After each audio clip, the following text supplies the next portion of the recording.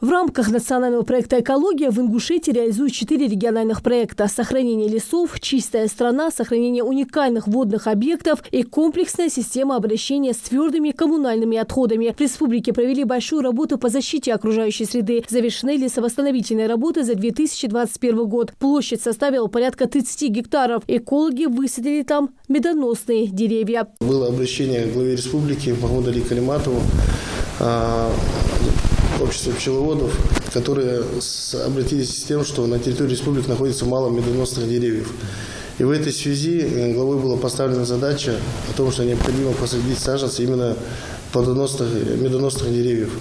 И белая акация является именно медоносным деревом, а также является деревом, которое выделяет огромное количество кислорода. В рамках национального проекта «Экология» удалось обновить парк лесопожарной техники и сократить почти половину ущерба, причиненного от лесных пожаров. Благодаря большой поддержке федерального центра в Ингушетию ежегодно поступает партия новой специализированной техники, которая позволяет снизить риски возникновения и распространения пожаров и облегчает работу лесников. Было закуплено более 20 единиц техники.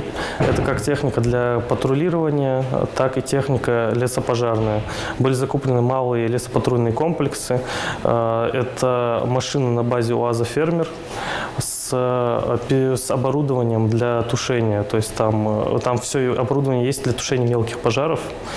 И этой техники тоже у нас никогда не было. Она очень необходима. И при возникновении пожара она помогает для оперативного реагирования и для доступа в труднодоступные места. В этом году в рамках национального проекта «Экология» регионального проекта «Чистая страна» начаты работы по ликвидации крупнейшей свалки в Малгобеке. Полигон площадью 19 гектаров включили в госреестр объектов накопленного вреда окружающей среде еще в 2019 году. При ликвидации свалки применяют новейший метод гидроизоляции отходов. Здесь будет уже как раз принят метод общей рекультивации. Как я говорю, своего рода практически полигон создается. На этот полигон сгребаются отходы с 20 гектаров вплоть до 7 гектаров. Все это собирается. После этого уже материалы, которые изолируют эти отходы.